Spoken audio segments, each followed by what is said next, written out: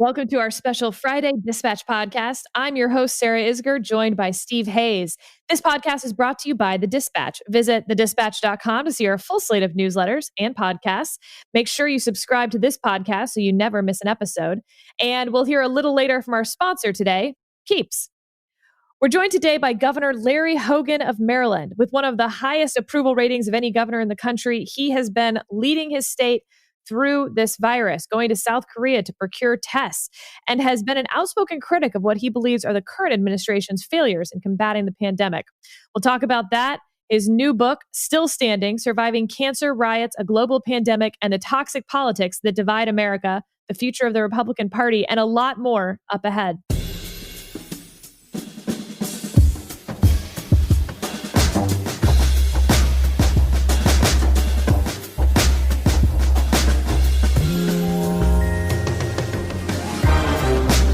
Let's dive right in with the governor. Governor, I want to start with what may be the trickiest issue that states and localities are facing right now, school reopenings. On the one hand, you have a Kaiser study that found 1/4 of teachers, that's 1.5 million folks nationwide, face a heightened risk from the virus, either from age or pre-existing conditions. On the other hand, you have some enormous socioeconomic disparities if schools don't reopen. For example, we've seen stories now of wealthy parents creating pods with other wealthy parents so their kids don't fall behind. That could be $75 an hour to have those teachers.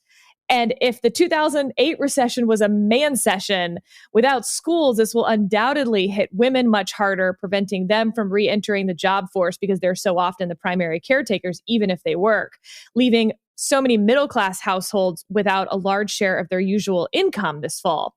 How are you balancing those issues for your state? Well, this is probably one of the most difficult challenges that we're trying to deal with, and we've had a lot of things that we've had to try to figure out during this global pandemic and this economic crisis, and it's just an unlimited number of decisions that were critically important. But this is probably one of the hardest ones. We all want to try to get our kids back into the classrooms as much as we can, as quickly as we can. We also want to do it in a way that we can keep our children and our teachers safe.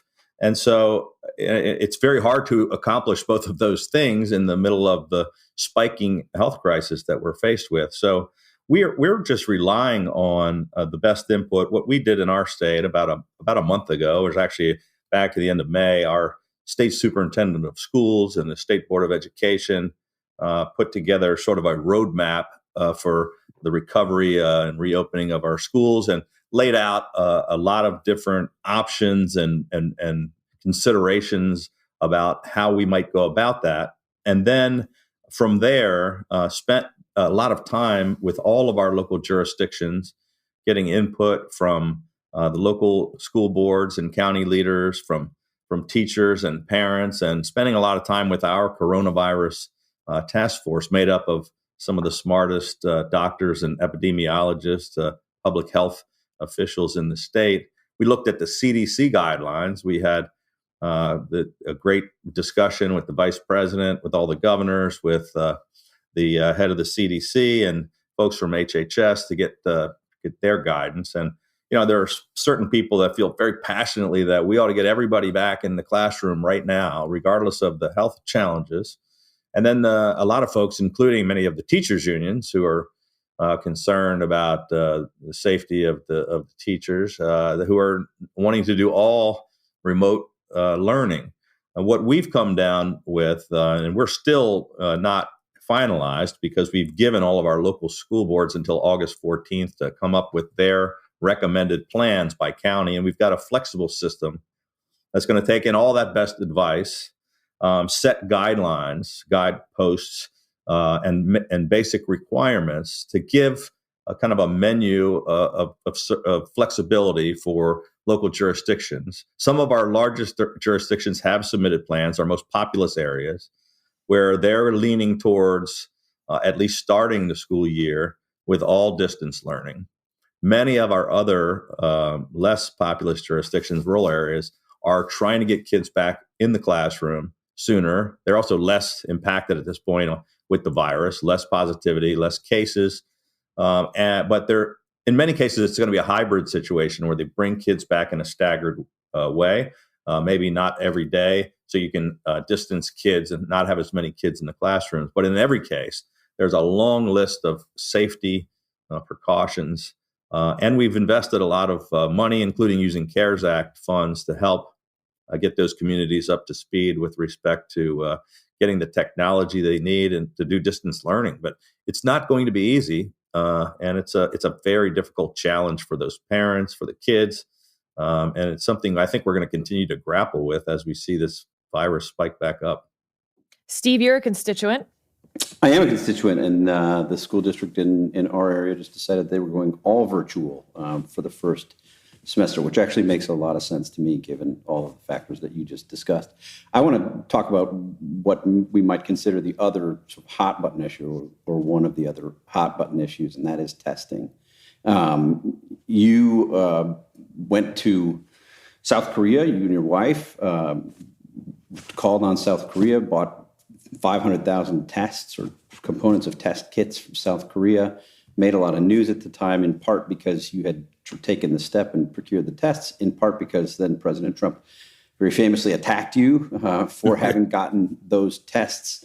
I was at your press conference that day in Annapolis, and one of the things that was interesting and that I've been trying to pry from your aides ever since was a comment that you made about being concerned that the federal government might step in and try to block the delivery of those tests.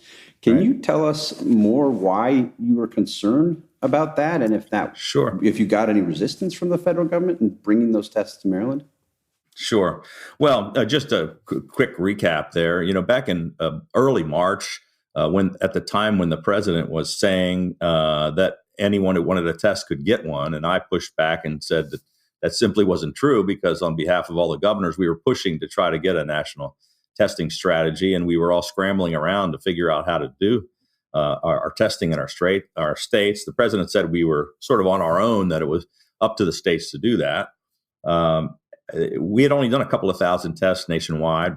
There was not an availability of a massive quantity of tests anywhere in America. And we spent 22 days negotiating with 8 of our state agencies, with a company in Korea, with the help of the Korean government, and jumping through all kinds of hoops. We flew a passenger plane, a Korean Air, first time they ever landed a BWI, because we did not want these tests going through customs in Dulles Airport, where they would normally have gone.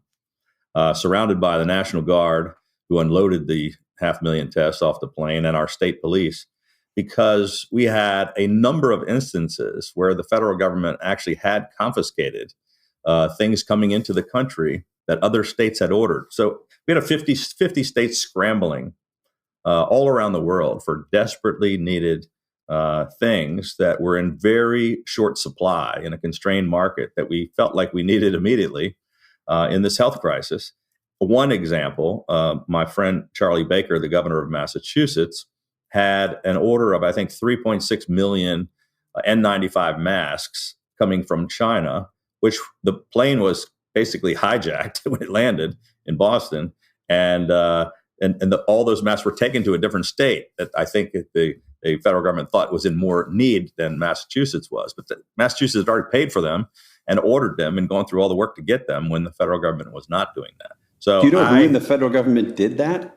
I guess it was FEMA. It was the one that was doing the distribution. But I heard this horror story from Charlie Baker while we were in the negotiations with Korea, and I said, "This is not going to happen to our 500,000 tests." So it was a little bit gutsy and maybe outside the box, but we really had no choice. And I said, I don't care about that one customs official that's going to be standing out there on the tarmac. We're going to have several trucks full of National Guard soldiers and state police, and we're going to take those 500,000 tests to our secure refrigerated warehouse. Now, it did not become a problem, and we worked with the FDA. Everything worked out fine, but it was just a precaution based on the craziness of the time. We didn't know what was going to happen. We've seen positive tests come back in a lot of states now, resurging. And a lot of that is happening with GOP governors who are now seeing their approval ratings go down, some in double digits. Governor DeSantis, Greg Abbott, Doug Ducey, Brian Kemp. Do you have advice for them? Well, I give them advice as much as I can. They're all friends, and we talk fairly regularly, and I chair the governor. So we have at least weekly calls between all the governors. I think I've just in the past 3 or 4 months, we've led 46 different calls with the governors. Some of them, a little more than half of them, are with the president and vice president and their team. The other ones are just with the governors talking amongst ourselves. So we share best practices. We share what's going on in our states. And we've reached out to offer help to all of those states. But I've been telling them all along what my thoughts were and my advice. And I think many of them are now taking different,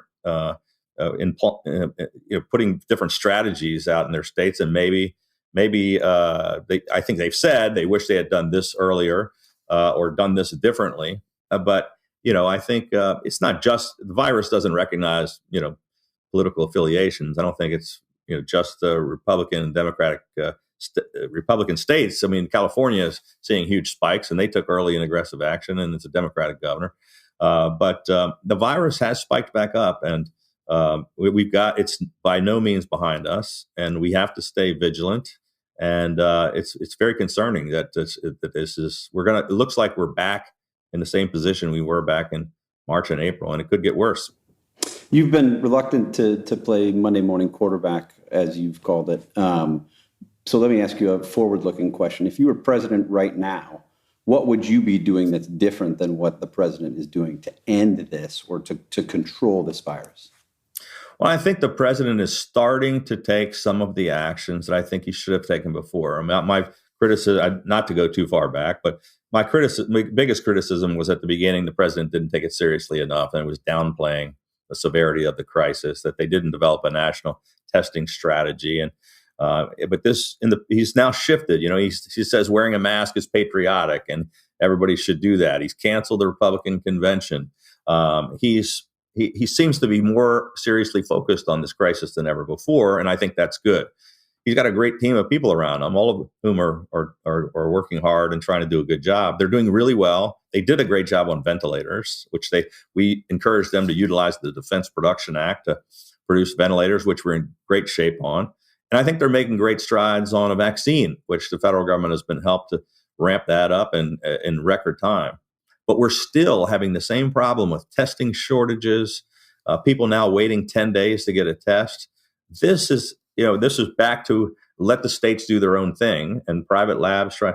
This is where we need to get federal investment and a federal strategy to ramp up production. We're not going to get this under control until we can get our testing up. A test that comes in 10 days late is basically worthless. And that's where we are right now. So this week, the president said he's going to cut funding for testing. That was one of the dumbest things I've ever heard. I mean, this is probably the most critical point right now to invest more in that. So that's what I think. What would a national testing strategy look like if you were to take this step tomorrow? What would that look like?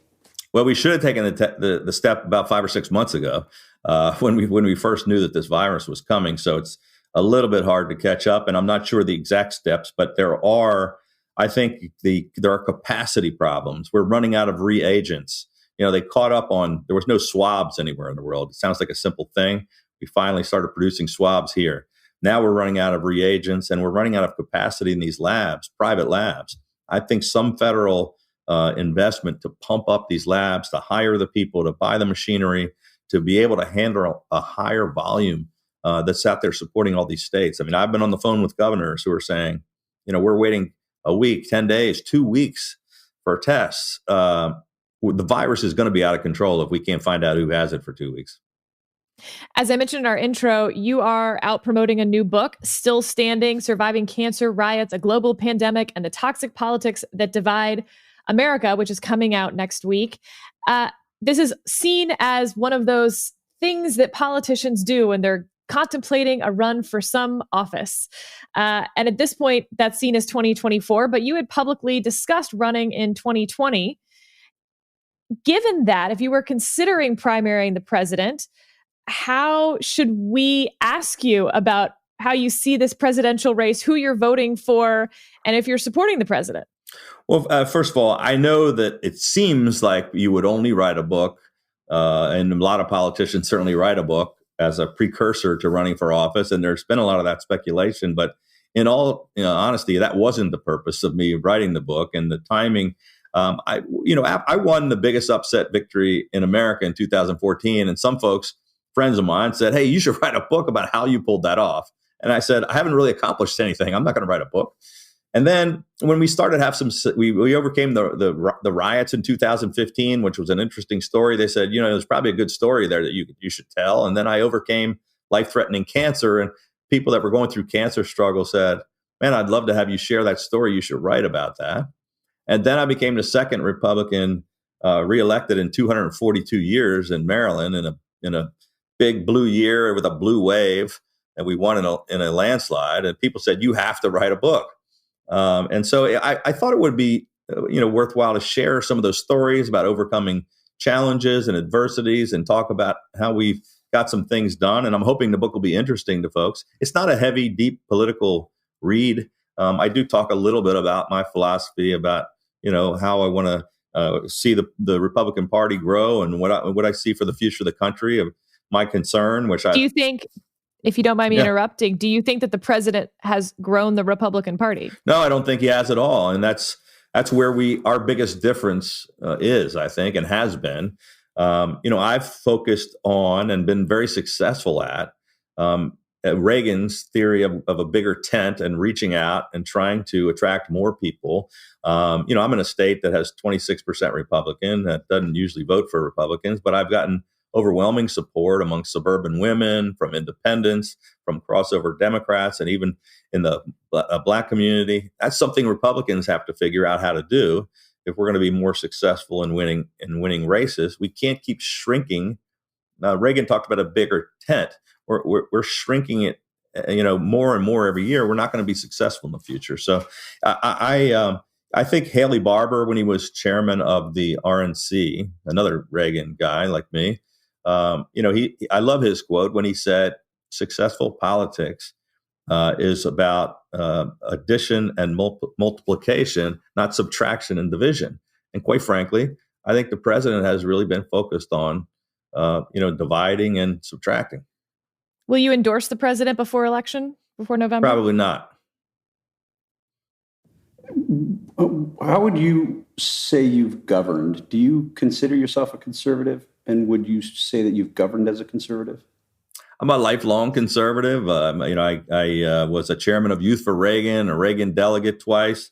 But I'm in one of the bluest, most liberal states in the country. And I've governed as a pragmatic. I'm a right of center pragmatic who's reached across the aisle and tried to come up with bipartisan, common sense solutions. I think, I'm frustrated that in the politics today, we have people on the far left and the far right that all they do is argue with one another and call each other names and never accomplish anything. And we've got nothing but divisiveness and dysfunction. I have, out of necessity to accomplish anything, had to work with a legislature that's 70% liberal Democrats in both houses.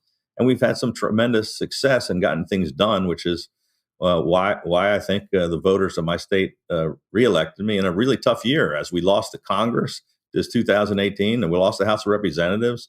We lost a number of my fellow governors who were, good friends, and we lost 5 open seats, governor races. We lost, I think, 380 legislative seats in 7 legislative bodies across the country. I managed to get things done and get reelected in the worst, most hostile environment possible. Let's pause for a word from our sponsor, Keeps. Guys, 2 out of 3 men will experience some form of male pattern baldness by the time they're 35. You either know them or maybe you are in that group. The best way to prevent hair loss is to do something about it while you still have hair left. You used to have to go to the doctor's office for your hair loss prescription, but now, thanks to Keeps, you can visit a doctor online and get hair loss medication delivered right to your home. They make it easy and deliver your medication every 3 months, so you can say goodbye to pharmacy checkout lines and those awkward doctor visits. Keeps treatments can take up to 4 to 6 months or more to see results, so it's important to act fast. The sooner you start using Keeps, the more hair you'll save. Find out why Keeps has more 5-star reviews than any of its competitors, and nearly 100,000 men trust Keeps for their hair loss prevention medication. Keeps treatments start at just $10 a month. Plus, for a limited time, you can get your first month free. If you're ready to take action and prevent hair loss, go to keeps.com/dispatch to receive your first month of treatment for free. That's KEEPS.com/dispatch to try Keeps. You've talked about the future of the Republican Party, building that bigger tent, but, to some extent, this has been tried before. There was the autopsy report after 2012, John Kasich's race in 2016, and Donald Trump won. And he seems to have pretty high support in the Republican Party. Is there a future for the Republican Party that you're describing, or has that been tried and failed? I think time will tell. I'm not really sure, quite frankly. And, I said that I think after November, which is going to be upon us pretty quickly, in about 100 days or so, I think we're going to know what happens, whatever happens in November. I think the Republican Party and quite frankly, the Democratic Party as well are going to take a hard look at themselves and say, what does the future look like? And for the Republicans, it's going to be, are we going to continue in this direction? Is Donald Trump president, first of all? And then what do we do after Donald Trump? He's either going to be leaving in a couple of months or he's going to be leaving in 4 years. But either way, there's going to be some future after President Trump. And then I think we're going to have to take a hard look. But I'm not really sure what the future is. I just know I want to be a part of that discussion. I think I have some thoughts to offer. And not everybody's going to agree with me, that's for sure. But I think we ought to have that discussion. And, I think it's important for the party. Given what we've seen over the past 4 years, if the polls today tell us what's going to happen November 3rd, so let's say it's November 4th, this has been a bloodbath for Republicans. Lost the Senate, lost seats in the House, lost the presidency, big margin. It looks like shellacking. And you are asked by the head of the RNC, or you become the head of the RNC the day after the election. What's the first thing you do? What's the first change you look to make? Well, that's a really good question. First of all, I don't want to be the head of the RNC. Can I give you a little background on the question? Thank you for nominating me, though. I stole the question. We did a live discussion with some of the members of the Dispatch last night, about 1,000 of them, and this was one of the questions that was posed to us. To the panelists, it was such a good question. Yeah. I am stealing it and sending it your way. Well, thanks for giving them credit for it. But it is a really good question. I never really thought of it that way. And it's hard to sum up into one thing. What would you do first? But I think if, and by the way, I think the scenario you just laid out is certainly possible. I think if the election were held today, that would be the result. Yeah. I mean, we can still turn things around and things could change over the next 100 days. But I think that will demand that the party sit down and have this hard look at itself and to say, how do we go about building a party with a message, with a strategy focused on issues that's going to help us continue to govern and continue to be able to win elections in the future. I believe that, the things that if we've been able to accomplish some of that in Maryland, if they can work here, there's almost no place in America where they won't work. It's not easy, though. It's not just let's change our message. You have to. It's a slow rebuilding process. But look, I'm old enough to remember, and my dad had a role in the Watergate situation with the impeachment of Nixon. I remember after Nixon, everybody said it was the death of the Republican Party, and it was pretty devastating. They lost seats everywhere. People said it was never going to come back. And then I was part of the Reagan Revolution, where it was the strongest time in Republicans ever. And we redirected and rebuilt the party with a positive, hopeful vision for America, standing up for our allies, turning the economy around. And people felt good about the country and where we were heading. It was a message that appealed to all of the independents and a huge chunk of those Reagan Democrats. I was thrilled and excited to be a part of that. That's kind of the rebirth, I think, that we're going to need to see perhaps after this. How do you engage with either your own media diet or when constituents ask you, how they should be getting their news, what's going on social media, how technology is affecting our politics and, sort of this balkanization of America as we sort of each go to our corners and don't talk to people who disagree with us anymore? I think that's critically important. And,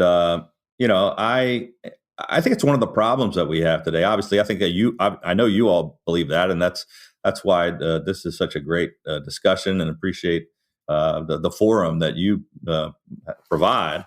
I think the divisive politics is certainly the way we get our news and the way we move into our warring camps and only talk in the echo chambers of either I only talk to people that are on the far right or on the far left, and I only get my news filtered by that. I think it's a big problem today. I mean, it's almost as if we're living in different worlds and we're watching different things happen. And I talk to some folks, and I try to, out of necessity in my state, I go everywhere and talk to everyone and go into different groups, and I get this perspective. But I think a lot of people don't get that chance, and it seems as if we're just talking past each other, yelling at each other, and we're getting different news. That's for sure. And I think it's important to somehow figure that out. I mean, maybe you guys have the solution to that, but I don't know how to solve it. We're trying. Yeah, I know you are. I know you are, and I appreciate it. Have good faith discussions. That's a big part of it. Have good faith conversations with people who don't agree with you, and take in their media. That's what we desperately need. Yeah, I really do think that's important. So all right, I have a last. Steve, why don't you ask one last substantive question? Then I've got our ending question. Okay. Teed up. Well, I'm interested. I've got your book. I read in the book, and you describe your battle with cancer, and what that was like, trying to balance, staying ahead of this horrible disease and recovering, but also continuing to run the state. How is your health today, and what did you learn from having to go through that? Yeah, well, thank you, Steve. I'm 100% cancer free and have been for quite some time. And other than being overweight, my health is great. I put on the Corona diet. I think I've been putting on a few pounds, but cancer's all gone. And I'm truly blessed and appreciate every single day. It was a tough battle. I'd only been governor for 5 months. I had just gone through this huge election, upset victory, my first legislative session. I went through the riots in Baltimore, and then I went on my first trade mission, and I got the news that I had this very aggressive and life-threatening cancer all over my body. And I fought that for a total of about 18 months, but 5 months of 24-hour day chemotherapy while being governor. It was a tough struggle, but I met so many incredible people that were going through tougher battles, and met their families, and it's changed me. I've got a new perspective on life about what's important and what's not. And I'm going to continue to fight to try to raise awareness until we find a cure for some of these terrible diseases. All right, Governor, last question. You made big news in May of 2018 as you were running for re-election. It's even included in your Wikipedia page that you adopted 2 Shih Tzus named Anna after Annapolis and Chessie, short for Chesapeake. Now that it's been 2 years, have they fully adjusted to life in the governor's mansion? And as someone who I worked for Carly Fiorina, she also had 2 small dogs that occasionally dressed up for Halloween. I'm curious whether your 2 ever don Halloween costumes. Well, I'm embarrassed to say, yes, they have donned Halloween costumes. I did not do that. My daughters did that. I did not put the costumes on the little dogs. But yeah, it's a cute story. I'm a dog lover. We had lost a dog and didn't know if we'd replace it or not. But we had a bunch of rescue dogs come down for a bill signing to encourage adoption and to protect, stop puppy mills and things like that. And I just fell in love with these little puppies that were from a rescue in Baltimore. So these little dogs came from the streets of West Baltimore to the jail at the shelter to living at the governor's mansion and having this beautiful yard to play in. So yeah, they've adjusted pretty well. They're like sounds like a Disney movie. Yes, yeah, it's like maybe that's your next book. It's the Puppy Power Strikes Again. The Cinderella Dogs. It's a great. I'm going to write another book. Yeah, children's book about Anna and Chessie, I think please. I will. You've given me a great idea, Sarah. What did they dress up for Halloween? Oh, they do it every year, so I don't know. They're so goofy. I'm embarrassed. He won't make news. He's ducking the question, listeners. Yeah. All right. I refuse to answer. Yeah, refuse to answer the hard-hitting questions about his dog's Halloween costumes. Thank you so much for taking the time to join us. We know how busy you are fighting this virus on behalf of Maryland, and we wish you all the best. Thank you all very much. Thanks a lot.